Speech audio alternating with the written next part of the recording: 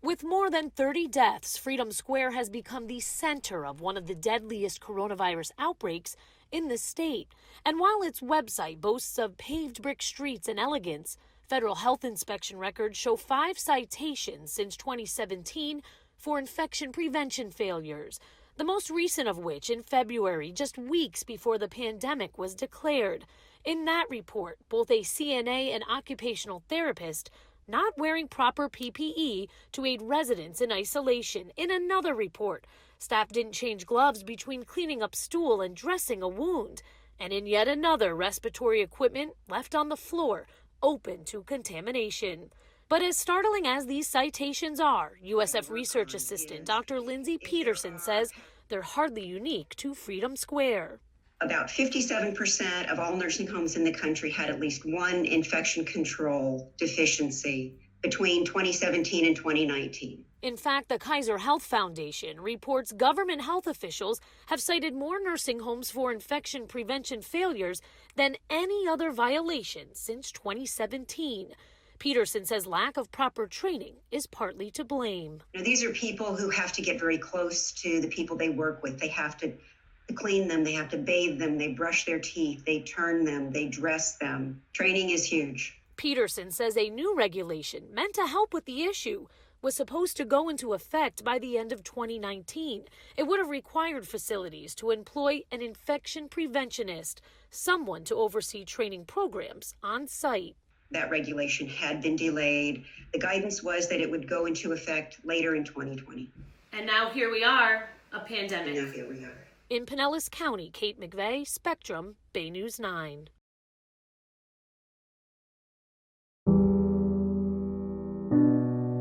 When you see that nursing home number pop up on your cell phone, your heart just skips a beat. I think I really realized this is the last time you're going to see your dad in this life, ever. And I just wanted him to know, Dad, I love you.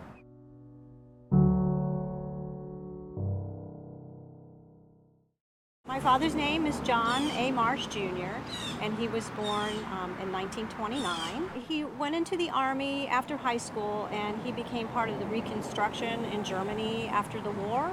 And when he came back, what he really wanted to do was become a Florida Highway Patrolman. And so he applied, and he realized his dream. That's what he did for 32 years. He would do little special things when he worked at the Highway Patrol Station. They had a machine there that, a Coke machine, and it had those chocolate Yoo-Hoo drinks. I would run to the patrol car, what do you have today, Dad? And he would bring me a Yoo-Hoo home from work. As a child, I remember one of my favorite things is being carried by my dad when I was little, because I always felt so safe and he felt so strong, and I just felt like nothing's going to touch me in this world.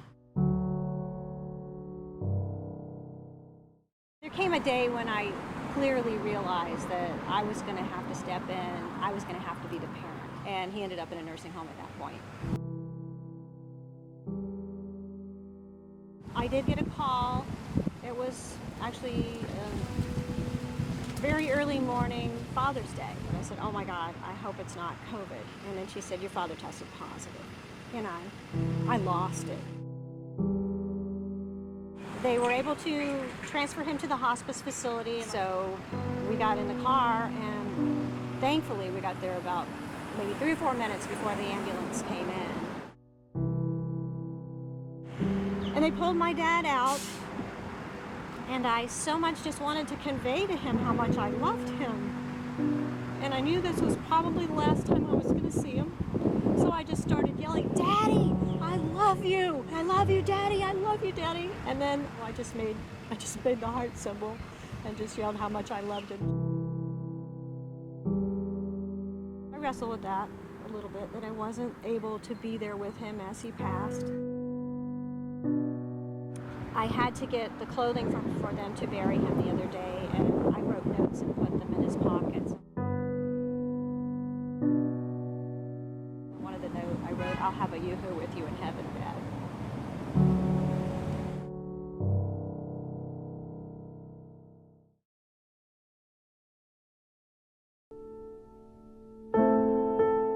She wrote this for me on our anniversary. Thank you for the best 36 years of my life. All such good memories now winding down to begin the new adventure of retirement. I met Jenny in the Peace Corps. I was just kind of an automatic connection. She's really pretty, and she's kind of like a Mary Tyler Moore. She's just a very, happy person. After we had been in Malaysia for about 4 or 5 months, and then we got married. I had a motorcycle that we had traveled on a fair bit. We built up the bike so that we could put our sleeping bags and all our clothes and my guitar and everything on the motorcycle. And we drove down to Singapore and began our adventure. We eventually came back to the United States. After about a year or so, Jenny got pregnant. Now we were 3 of us in the family. She was a perfect mom. You can't but help it, but just be, grateful. The years then go by as they do, and you got to a point where you had to take care of Ginny more than you ever expected. Yes, before she went into the facility, she didn't recognize herself, she didn't recognize me, she didn't recognize the places we had gone.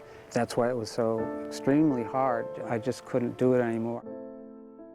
The last couple of years, I've been going 6 days a week. That was my purpose in life, was to be with her, to help her.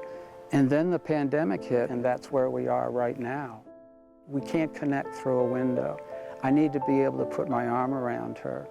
I need to be able to give her a hug. I need to be with her. You finally did get to see Ginny after 5 long months, but it's because she was moved to hospice. To say that's bittersweet is an understatement. I'm very happy that hospice is going to be helping her, but I also know what that means. I'm not prepared to say goodbye. When she passes away, my purpose is gone. Let's see if we can make it another 36 years together. I'll be 99 and you'll be 96. I love you, Ken. Jenny.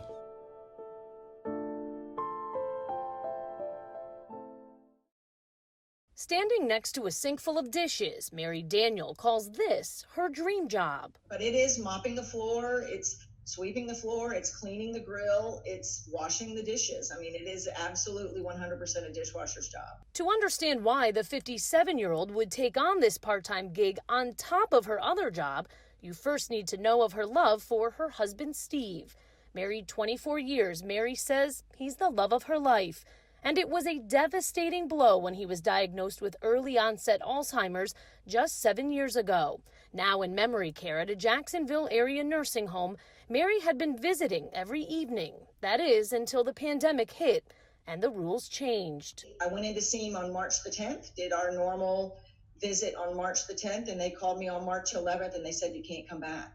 We tried 2 window visits, and he cried the entire time. I mean, just very rapidly declining, that you could see it in his face. You could see it in his demeanor. Mary made it known to the facility she wanted in any way possible. And with another phone call, she got her chance. They called me out of the blue and they said, well, we have a position available, a part-time position. Would you like to take it? And I said, yes. And then I said, what is it? And they said, it's a dishwasher. You took the job without even knowing what it was. It didn't matter. It really didn't matter. I mean, it was a way for me to get in. After 114 long days of waiting, Mary went to her first evening shift. And after the last dish was done, she finally got to see Steve. Relief, just overwhelming relief. We both cried. So, and just held each other. I mean, just the longest hug of feeling him. It makes me want to cry right now just thinking about it. You could call it payment worth much more than any hourly wage. It's not about the money. It's about the reward at the end of the shift.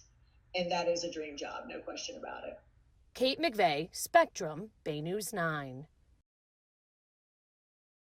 It's a heart-wrenching photo, a woman's final goodbye to her father from the parking lot of hospice care. I just made the heart symbol and just yelled how much I loved him. Devon Irion told us about that moment back in July. And while most of our conversation centered around losing her dad to COVID-19, she also mentioned a detail about his nursing home that got our attention. I found out that the facility where he was had a COVID recovery unit. The facility, Carrington Place in St. Petersburg, is one of 23 designated COVID-19 isolation centers across the state, essentially inviting the virus in at a time when all other facilities are fighting to keep it out. Irion felt it was a risk, and we wanted to learn more about the possible motivation behind it. After multiple public records requests to ACA, we finally got some answers, starting with this breakdown of payments. It turns out each facility is getting an additional $325.70 a day through Medicaid for every COVID-19 positive Medicaid recipient it accepts. That's on top of the provider's daily Medicaid rate. And get this, the facility is even being paid to hold vacant beds. So far, Carrington Place has been paid out just over $50,000 for its unit, and nursing home companies dedicating entire facilities are getting even more. In the Bay Area, Countryside Rehab and Healthcare Center in Palm Harbor has made nearly $72,000, and Oak Ridge Healthcare Center in Lakeland more than $1.5 million. And here's the twist. Both of those facilities are owned by Consulate Healthcare, one of 5 nursing home companies being investigated by Congress over allegations of mishandling the pandemic. As for where the money is coming from, ACA tells us Medicaid funds were used at the start. But as of July, funding is through the CARES Act, meaning Congress, in a roundabout way, signed off on the dollars being paid out to the very nursing home company it's investigating. Kate McVeigh, Spectrum, Bay News 9. The word task force member Mary Daniel used several times, relief. That's what she told me following the meeting, not just for her, but for all of the families, thousands across the state of Florida, waiting for this decision to come down.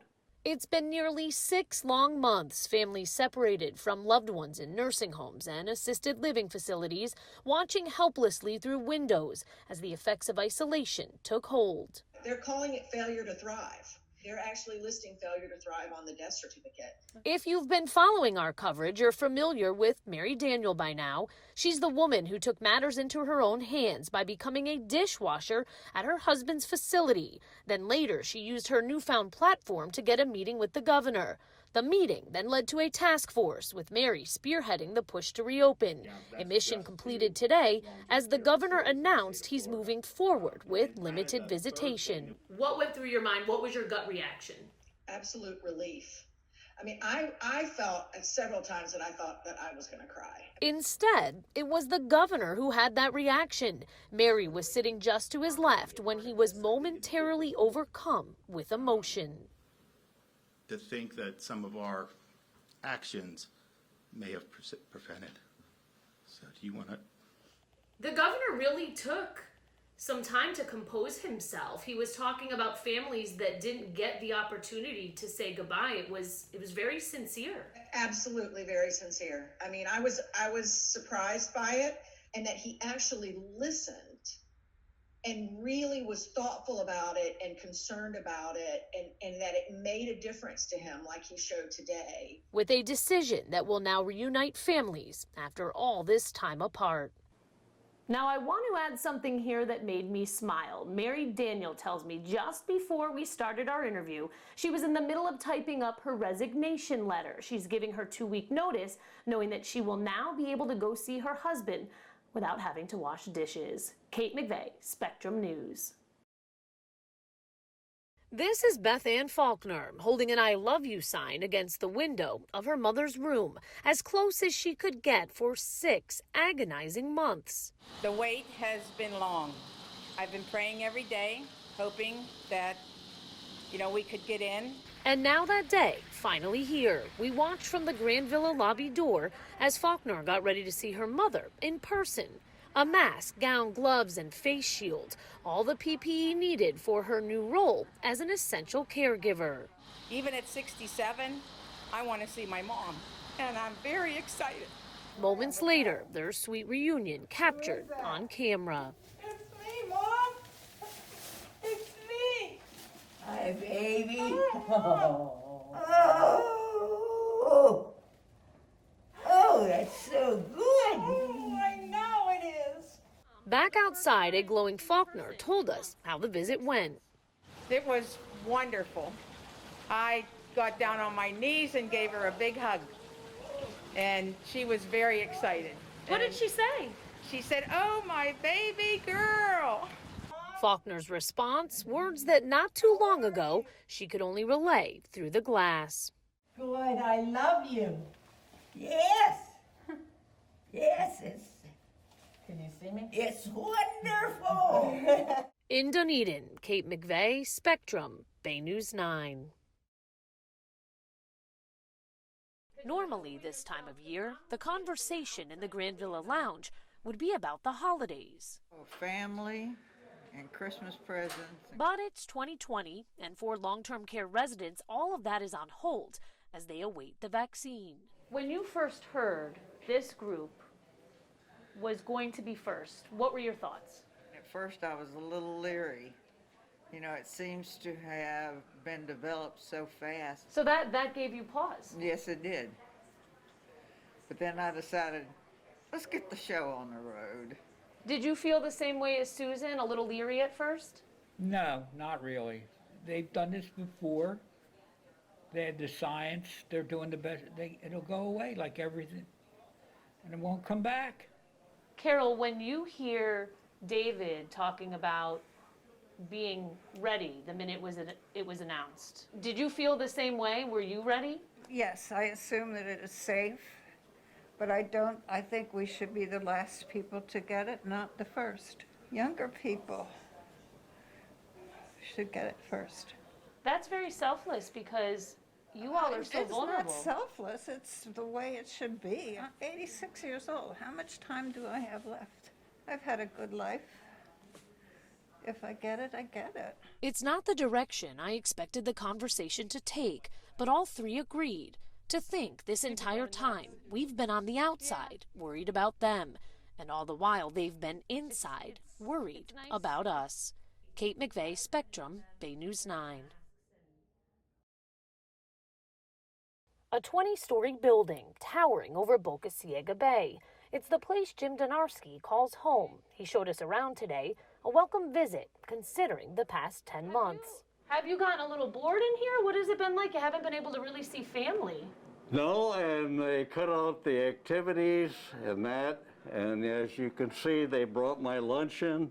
But Jim's in good spirits. Chatting with him, I got the feeling that's how he always is. Upbeat, showing off both the view of the water and of his family. Their photos hung proudly on the wall. Have you missed them? Have you missed the kids? Well, of course. My daughter especially. You ladies control this world, boy. You can Your think of sons all... are going to hear that you missed her the most. Yes. And to see them again, to hold and hug them. It's a thought that got Jim up bright and early this morning to wait for the vaccination team from CVS. Oh, my God, it's suspenseful. But Jim was ready, sleeve rolled up, charming, even the pharmacist. Yeah, I think that's the hardest arm I've had yet. Well, how about that?